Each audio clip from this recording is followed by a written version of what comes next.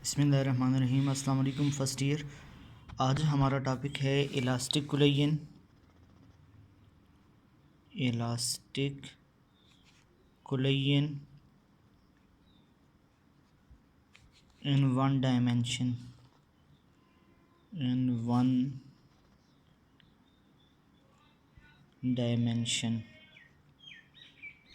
Elastic collision in one dimension, ये हमारा topic है। Elastic collision in one dimension. कल भी गुज़रा ये बात कि head on collision, one dimensional collision एक ऐसी कोलिजन जिसमें कोलिजन से पहले और बाद में ऑब्जेक्ट एक ही पाथ पर रहे हैं, इसको हम कहते हैं elastic collision in one dimension.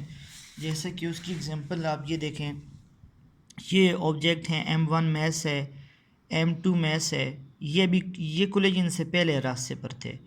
जब इन्होंने आपस में कोलिजन की, इस कोलिजन के बाद दोनों उसी पाथ को फॉलो कर रहे हैं। स्ट्रेट पाथ जो कोलिजन से पहले था वही फॉलो कर रहे हैं। यह है हेड ऑन कोलिजन। इसको हम हेड ऑन कोलिजन कहते हैं। इलास्टिक कोलिजन वन डायमेंशन, क्योंकि वन डायमेंशन में ओनली अलॉन्ग एक्स एक्सिस ये ट्रेवल कर रहे हैं। तो इसके लिए हमने मैथमेटिकली जो एक रिलेशन फाइंड करना है। बाकी जो मैथमेटिक्स आपके कोर्स में है, जो स्टेप्स शार्ट होंगे, हम उनको अलग से सॉल्व करेंगे। तो क्लास, अब हमारे पास सबसे पहले इसमें आपने दो बातें बुनियादी याद रखनी है कि इसमें एक तो मोमेंटम कंजर्व रहेगा और दूसरा ये इलास्टिक कोलिजन की बात हो रही है। यहाँ पर इलास्टिक कोलिजन की जब बात हो रही है, देखें कल भी इलास्टिक कोलिजन की बात हुई। इलास्टिक कोलिजन एक ऐसी कोलिजन होती है जिसमें मोमेंटम, टोटल एनर्जी और काइनेटिक एनर्जी तीनों चीज़ें कंजर्व्ड रहती हैं। तीनों चीज़ें कंजर्व रहेंगी। लिहाजा एक तो आपने इसमें जो होगी, जो आपने बात करनी है, law of conservation, law of conservation of momentum. एक आपने law of conservation of momentum की बात करनी है कि मोमेंटम कंजर्व्ड रहेगा। दूसरी बात आपने लॉ ऑफ कंजर्वेशन ऑफ, दूसरी बात जो आपने करनी है, लॉ ऑफ कंजर्वेशन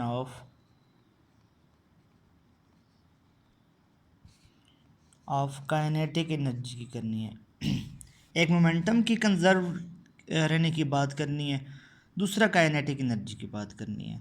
मोमेंटम के कंजर्व रहने की बात यह है कि मोमेंटम ऑफ मैस 1 प्लस momentum of mass 2, this is momentum before collision, is equal to momentum of mass 1 after collision plus momentum of object 2 after collision. यहाँ स्लैश का मतलब होगा आफ्टर कोलिजन। तो P1 जो मोमेंटम है वो बिफोर कोलिजन है और P1 prime after collision. P2 momentum of second object अब before collision and this is momentum of second object after collision. ये है, ये मैस 1, इसके लिए P1 होगा, इसके लिए P2 होगा, और ये कोलिजन के बाद इसके लिए P1 प्राइम और इसके लिए P2 प्राइम। सिमिलरली वेलोसिटी, इसका मैस M1 है, इसका M2 है। मैस तो बाद में चेंज नहीं होगा, वेलोसिटीज़ चेंज होंगी। इसका V1 है, इसका V1 प्राइम होगा, इसका V2 और इसका V2 प्राइम होगा। ये आपस में इंटरचेंज, देखें V1 प्राइम लिखा है, ये V2 के बराबर होगा और V2 प्राइम बराबर होगा V1 के। तो मोमेंटम जो है वो बराबर होता है P is equal to MV। Momentum बराबर है P is equal to MV। तो अगर P1 की बात हो रही है, इसका मतलब है ये बराबर है M1 V1 के, और P2 जो है ये बराबर है M2 V2 के। P1 ये बराबर होगा M1 V1 प्राइम के प्लस P2 है ये M2 V2 प्राइम के बराबर होगा। Momentum P is equal to MV है। अगर M1 है तो V1 है, M2 है तो V2 है। चूँकि मैस तो कोलिजन के बाद भी चेंज नहीं होता, मैस M1 M2 उसी तरह है। P1 के लिए M1, P2 के लिए M2, सिर्फ वेलोसिटी V1 प्राइम और V2 प्राइम है। ठीक है, ये हमारे पास ये इक्वेशन है। इसमें से आप देखें, एक स्टेप इसमें शॉर्ट है, वो ये है कि देखें आप M1 को एक साइड पे ले आए, आप M1 को एक साइड पे ले आए, M1 V1 प्लस माइनस ये m1v1 उस तरफ था तो इस तरफ आके माइनस हो गया m1v1 prime is equal to m2v2 prime minus m2v2। ये इस तरफ आके माइनस होगा, ये m1 को m1 के साथ और m2 को m2 के साथ आपने ले लिया। अब देखें दोनों में क्या कॉमन है, m1 कॉमन है और यहाँ दोनों में क्या कॉमन है, m2 कॉमन है। तो इसमें से आपने m1 को कॉमन ले लिया, v1 माइनस v1 प्राइम रह गया, और यहाँ से आपने m2 को कॉमन ले लिया, v2 माइनस v2 प्राइम रह गया। इसको आप इक्वेशन नंबर 1 कहते हैं। ठीक है, ये हमारी बात है। अब दूसरी बात है law of conservation of kinetic energy.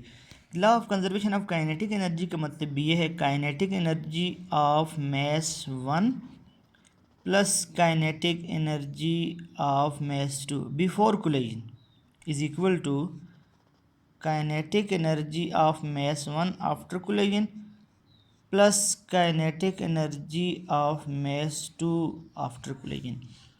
Before collision kinetic energy is equal to after collision kinetic energy. Kinetic energy जो कोलिजन से पहले है वो और बाद की जो काइनेटिक एनर्जी है वो आपस में बराबर है। सम देखें इंडिविजुअल नहीं बराबर, सम बराबर है। अब काइनेटिक एनर्जी किसकी इक्वल है, काइनेटिक एनर्जी इक्वल होती है half m v square, half m v square के बराबर है। अब देखें अगर काइनेटिक एनर्जी फर्स्ट ऑब्जेक्ट की बात कर रहे हैं तो m1 होगा, काइनेटिक एनर्जी सेकंड ऑब्जेक्ट की बात करें तो m2 होगा। देखें काइनेटिक एनर्जी फर्स्ट के लिए m1 v1 का square, second kinetic energy m2 v2 का स्क्वायर, और आफ्टर ये इस तरफ है बिफोर कोलिजन, इस तरफ है आफ्टर कोलिजन। तो आफ्टर कोलिजन देखें ऊपर भी मास तो चेंज नहीं हुआ, चेंज हुई है वेलोसिटी। तो v1 prime plus half m2 v2 prime का स्क्वायर, तो सिर्फ वेलोसिटीज़ जो हैं वो चेंज हुई हैं। अगेन आप अगर हाफ को कॉमन लें, देखें हाफ सब में कॉमन है, हाफ इस तरफ से भी कॉमन लें, इस तरफ से भी कॉमन लें, हाफ हाफ से कैंसिल हो जाएगा। पीछे सिर्फ आपके पास m1 v1 का स्क्वायर, m2 v2 का स्क्वायर, m1 v1 प्राइम का square plus m2 v2 prime का स्क्वायर बच जाएगा। अब जैसे ऊपर आपने m1 को एक साइड किया, सिर्फ आप m1 को एक साइड कर लें। जब आप m1 को एक साइड करेंगे तो ये होगा m1 v1 का स्क्वायर और ये हो जाएगा m1 v1 प्राइम का स्क्वायर। इन दोनों में जो कॉमन है वो है m1 दोनों में कॉमन आ गया। m2 v2 प्राइम का स्क्वायर इस तरफ है और ये इस तरफ आके माइनस हो जाएगा, तो इसमें m2 कॉमन आ गया आपके पास। तो अगेन आपने ज़रा सा जो फार्मूला ओपन करना है वो है ये ए का स्क्वायर माइनस बी का स्क्वायर, तो ये हो जाएगा a plus b into a minus b. ये भी देख ए का स्क्वायर माइनस बी का स्क्वायर, तो ए ये है और बी ये है, a minus b into a plus B.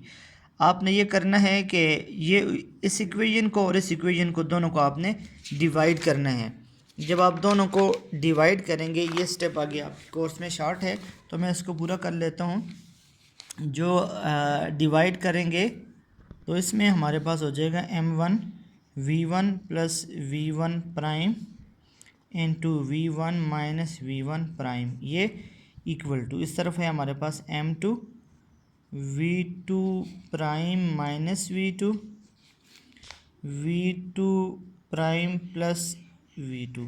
Divide करें ऊपर वाली जो मेन इक्वेशन थी ये वाली, इसमें हमारे पास है m1 v1 minus v1 prime और इस तरफ डिवाइड हो जाएगा m2 v2 prime minus v2। m1 के साथ कैंसिल, m2 के साथ कैंसिल, v1 प्राइम के साथ कैंसिल और ये माइनस माइनस के साथ कैंसिल। आपके पास इक्वेशन बच गई v1 plus v1 prime is equal to v2 prime plus v2। ये हमारे पास इक्वेशन बच गई v1 plus v1 prime is equal to v2 prime plus v2। ये हमारे पास फाइनल इक्वेशन बच गई है। अब इसको हम मज़ीद अरेंज करें। प्राइम का मतलब है आफ्टर कोलिजन, तो बिफोर कोलिजन को एक तरफ रखें, v1 minus v2 is equal to v2 prime minus v1 prime. ये इक्वेशन ये है। इस तरफ जो हमारे पास है ये रिलेटिव स्पीड ऑफ अप्रोच है। relative speed of approach before collision is equal to relative speed of separation after collision। तो इस पूरे टॉपिक ने ये प्रूव किया कि रिलेटिव स्पीड, देखें रिलेटिव स्पीड सेम डायरेक्शन में हो तो माइनस होती है ना हमेशा। तो relative speed of approach before collision is equal to relative speed of separation after collision और इक्वल, ये दोनों आपस में बराबर हैं, तो इससे आप एक दूसरे की वेलोसिटीज़ को इंटरचेंज कर सकते हैं।